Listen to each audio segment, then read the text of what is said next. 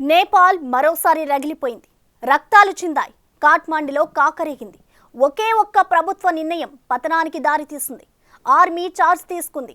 Parliament ధ్వంసమైంది. ప్రధాని ఓలీ రాజీనామా చేసి హెలికాప్టర్లో పరారయ్యేదాకా కథ చాలా జరిగింది. ఎందుకు నేపాల్ బాయిల్ అయింది? సోషల్ మీడియాను బ్యాన్ చేయడమే ఓలీ కొంప ముంచిందా? తెర వెనుక ఉన్న శక్తులేంటి? రాజకీయ సంక్షోభానికి దారితీసిన పరిస్థితులేంటి? డార్క్ సీక్రెట్స్ అన్ని ఒక్కొక్కటిగా రివీల్ చేద్దాం.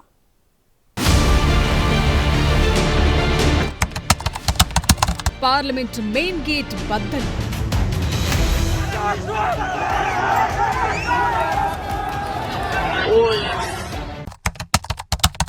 ఎంట్రన్స్ కు నిప్పు.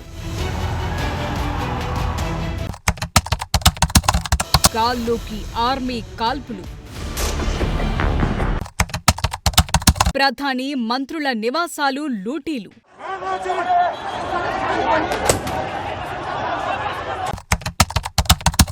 నోట్ల కట్టలు గాల్లోకి విసిరారు.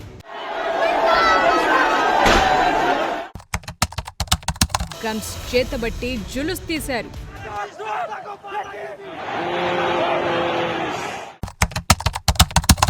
ప్రధాని పదవి నుంచి ఓలీ తప్పుకున్నాడు.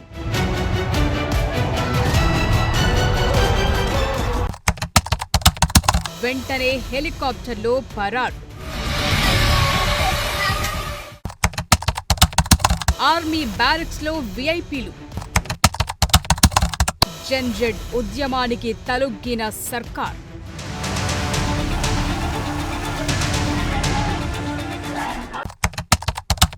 బంగ్లాదేశ్ మాదిరే మోడస్ ఆపరెండి. నిరసనలు మొదలై 24 గంటలు తిరక్కముందే నేపాల్ హాలత్ మారిపోయింది. కేపీ ఓలీ సర్కార్ షేక్ అయింది. ప్రధాని సహా మంత్రులంతా రాజీనామాలు చేసేశారు.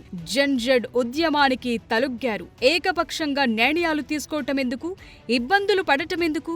సరిగ్గా నేపాల్ ప్రధాని కేపీ ఓలీ విషయంలో ఇదే జరిగింది. సోషల్ మీడియాపై బ్యాన్ విధించటం వారి కొంప ముంచింది. నేపాల్ను రణరంగంగా మార్చేసింది.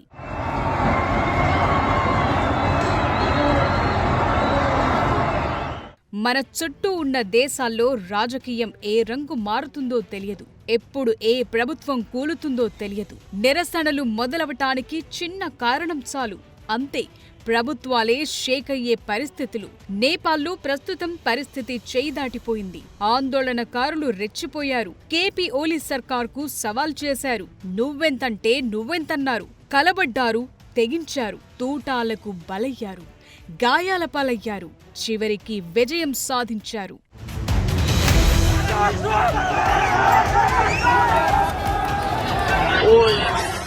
నేపాల్ రాజకీయాల్లో అస్థిరత కొత్త కాదు. ఎప్పుడు ఏం జరుగుతుందో వారికే తెలియదు. ఇప్పుడు నేపాల్లో, ముఖ్యంగా కాఠ్మండ్లో ఇంతలా నిరసనలు చెలరేగటానికి ఒకే ఒక్క మెయిన్ రీజన్ ఉంది. అదే సోషల్ మీడియాను బ్యాన్ చేయటం. యూత్ తలచుకుంటే ఏదైనా సాధ్యమే అని నేపాల్లో కేపీ ఓలీ ప్రభుత్వ పతనం నిరూపించింది. జరిగిందేంటో చూద్దాం.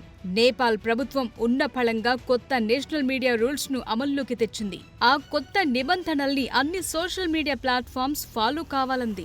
అక్కడితో మ్యాటర్ ఆగలేదు. అధికారికంగా రిజిస్ట్రేషన్ చేసుకోవాలని ఆదేశించింది. ఇందుకు కొంత టైం కూడా ఇచ్చారు. అయితే 26 ప్రముఖ సోషల్ మీడియా యాప్స్ నేపాల్ ప్రభుత్వం విధించిన కొత్త రూల్స్ ను ఫాలో అవ్వలేదు. రిజిస్ట్రేషన్ కూడా చేసుకోలేదు. దీంతో YouTube, Instagram, WhatsApp, X, LinkedIn, Facebook, signal ఇలాంటి సోషల్ మీడియా యాప్స్ ను కేపీ ఓలీ ప్రభుత్వం బ్యాన్ చేసింది. ఇది అక్కడి యూత్ కు నచ్చలేదు. కారణమేంటంటే దేశంలో అవినీతి విచ్చలవిడిగా పెరిగిపోయిందని, సామాజిక మాధ్యమాల్లో వాటిని ప్రస్తావించకుండా నిషేధం విధించే కుట్రలు చేశారంటూ యూత్ రెచ్చిపోయారు. సోషల్ మీడియాను కంట్రోల్ చేసే ప్రయత్నం చేశారన్నారు. దీంతో కేపీ ఓలీని కుర్చీ నుంచి దింపేశారు. ఈ నిరసనల్లో 20 మందికి పైగా చనిపోయారు. 500 మందికి పైగా గాయపడ్డారు. ప్రభుత్వం కర్ఫ్యూ విధించింది. రబ్బర్ బుల్లెట్లు ప్రయోగించింది. ఆర్మీని మోహరించింది. అయినా సరే ఎవరూ ఎక్కడా తగ్గలేదు. పరిస్థితి చేయి దాటిపోయిందని గ్రహించిన ప్రభుత్వం చివరికి సోషల్ మీడియాపై బ్యాన్ ఎత్తేసింది. సోమవారం కేబినెట్ ఎమర్జెన్సీ మీటింగ్ పెట్టి నిర్ణయం ప్రకటించారు. అయినా సరే నేపాలీ యువత వినలేదు. ప్రభుత్వం కూలిపోతేనే అవినీతి పీడ వెరగడవుతుందనుకున్నారు. అందుకే ప్రాణాలు పోయినా సరే లెక్క చేయకుండా ఖాట్మండ్ వీధుల్లో రెచ్చిపోయారు. నేపాల్ మంత్రుల వరుస రాజీనామాలను యువత పట్టించుకోలేదు. కర్ఫ్యూ ఆంక్షలను ఛేదించుకుని మరీ వెళ్లి రాజీనామా చేసిన వాళ్లతో పాటు ఇతర నేతల ఇళ్లకు నిప్పు పెట్టారు.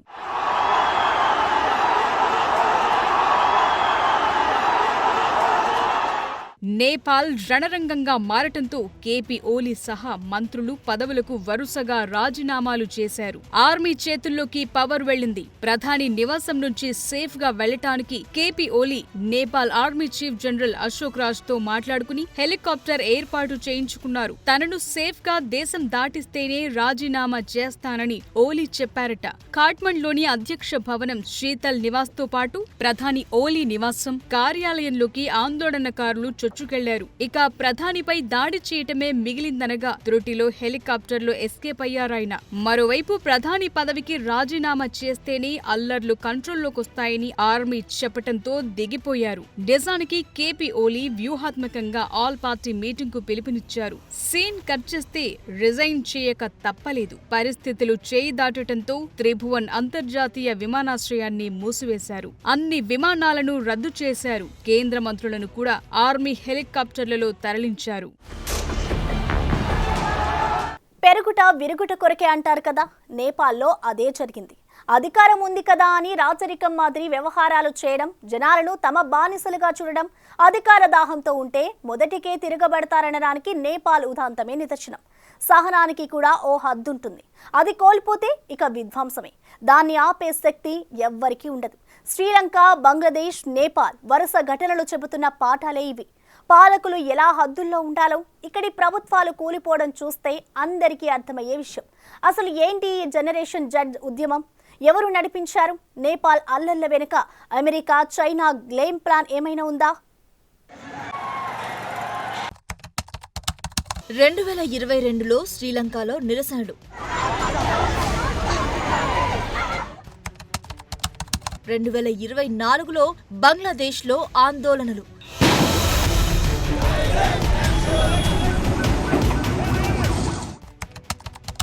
ఇప్పుడు నేపాల్లో కొట్లాటలు.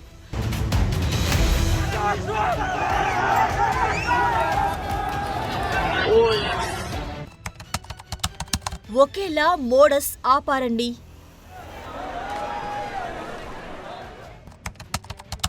అధ్యక్ష ప్రధానుల నివాసాల్లో లూటీలు,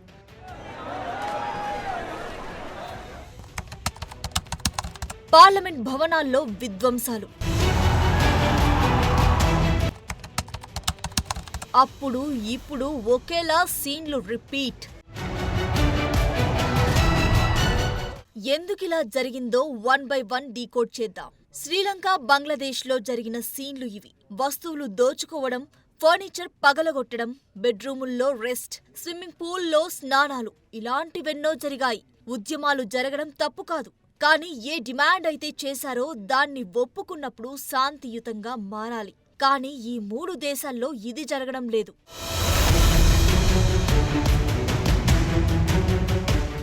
శ్రీలంకలో ఆర్థిక సంక్షోభానికి కారణమయ్యారని, అవినీతి పెరిగిందన్న ఉద్దేశంతో నాడు నిరసనలు జరిగాయి. అటు బంగ్లాదేశ్లో 1971 స్వాతంత్ర పోరాట కుటుంబాలకు రిజర్వేషన్ కోటాను కల్పిస్తూ షేక్ హసీనా సర్కార్ నిర్ణయం తీసుకోవడంతో ఒక్కసారిగా బంగ్లాదేశ్ బాయిల్ అయిపోయింది. ఎంతలా అంటే షేక్ హసీనా దేశం విడిచి పారిపోయేంతగా. షేక్ హసీనా భారత్లో తలదాచుకుంటూ ఉంటే గొటబాయ రాజపక్స మల్దీవులకు పారిపోవలసి వచ్చింది. ఇప్పుడు నేపాల్ వంతు. అంతే, మధ్యలో ఏమీ మారలేదు. ఈ 3 దేశాల్లో సేమ్ సీన్లు. ఈ 3 దేశాల్లోనూ ఆర్థిక సంక్షోభం, అవినీతి ఆరోపణలు, ప్రజా నిరసనలు ప్రభుత్వాల పతనానికి కారణమయ్యాయి. అటు పాకిస్తాన్లోనూ ఇమ్రాన్ ఖాన్ పదవి కోల్పోవడం కూడా. ఇవన్నీ ఒక పక్కా స్క్రిప్టెడ్ మాదిరిగా కనిపిస్తున్నాయి.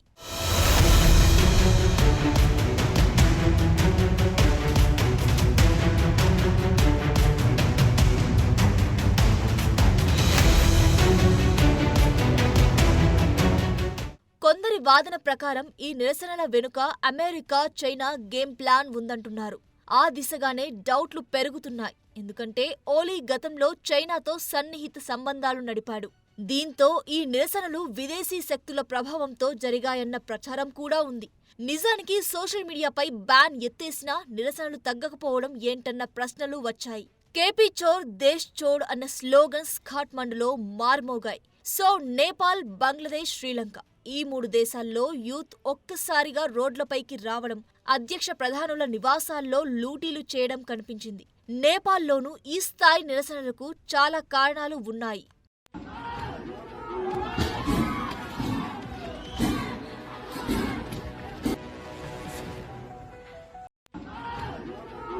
2008లో నేపాల్ గణతంత్ర దేశంగా మారినప్పటి నుంచి చైనాకు ఫ్రెండ్గా చెప్పుకున్న ఓలీ ప్రచండ, అలాగే 5 సార్లు ప్రధానమంత్రిగా పనిచేసిన షేర్ బహదూర్ దేవుబా మధ్య అధికారం తిరుగుతూ ఉంది. ఈ 3 నాయకులపై అవినీతి ఆరోపణలు ఉన్నాయి. నేపాల్ యువత రాజకీయ వ్యవస్థపై విసుగు చెందారు.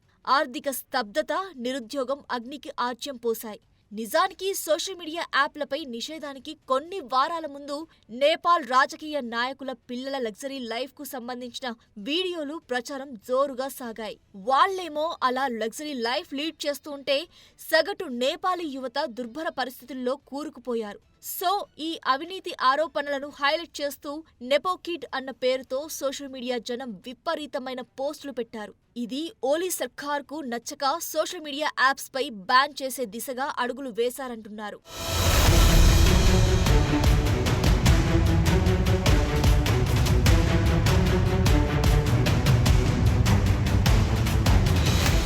గత 17 ఏళ్లలో నేపాల్ 14 ప్రభుత్వాలను చూసింది. ఎక్కువగా సంకీర్ణ ప్రభుత్వాల్లో ఉంది. ఈ ఏడాది ప్రారంభంలో నేపాల్లో రాచరికం పునరుద్ధరణకు పిలుపునిస్తూ నిరసనలు చెలరేగాయి కూడా.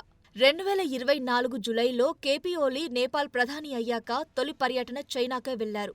సాంప్రదాయకంగా నేపాల్ నాయకులు మొదట ఇండియా వస్తుంటారు. కానీ ఇక్కడ డిఫరెంట్. తన చైనా పర్యటన సందర్భంగా Oli Jinping belt and road initiative project frame work పై సంతకం చేశారు. ఇది అప్పుల భారంతో కుంగిపోయిన నేపాల్కు $41 మిలియన్ ఆర్థిక సహాయాన్ని అందించినట్లయింది. దక్షిణాసియాలో తన ఆధిపత్యం కోసం చైనా చేస్తున్న గేమ్ ప్లాన్లో అదొక భాగం. బెల్ట్ అండ్ రోడ్ రుణాలు పొందుతున్న శ్రీలంక 2022 మేలో విదేశీ రుణాలను ఎగవేసింది. రాజపక్స ప్రభుత్వం కూలడానికి దారితీసిన ఆర్థిక సంక్షోభం వెనుక ఉన్న కారణాలలో ఇది కూడా ఒకటి. అటు దక్షిణాసియాలో చైనా ఎఫెక్టు పెరగడం పట్ల అమెరికా ఎప్పుడూ జాగ్రత్తగానే ఉంది. ఈ ఏడాది ప్రారంభంలో Trump millennium challenge Nepal compact ను తిరిగి తీసుకువచ్చింది. ఇది నేపాల్లో ఎనర్జీ, రోడ్ల అప్గ్రేడ్ కు చెందిన ప్యాకేజీ. దీనికోసం అమెరికా $500 మిలియన్ సహాయాన్ని అందిస్తోంది. సో ఈ ప్రాజెక్ట్ చైనా అందిస్తున్న బెల్ట్ అండ్ రోడ్ ఇనిషియేటివ్ ప్రాజెక్టుతో విభేదించడానికి దారితీసింది. అంతేకాకుండా చైనా విక్టరీ డే పరేడ్లో ఓలీ పాల్గొనడం అమెరికాకు నచ్చలేదంటున్నారు. బంగ్లాదేశ్ లాగానే నేపాల్లోనూ అశాంతి వెనుక అమెరికా, చైనా ప్రాక్సీ వార్ ఉండొచ్చన్నది పెద్ద డౌట్.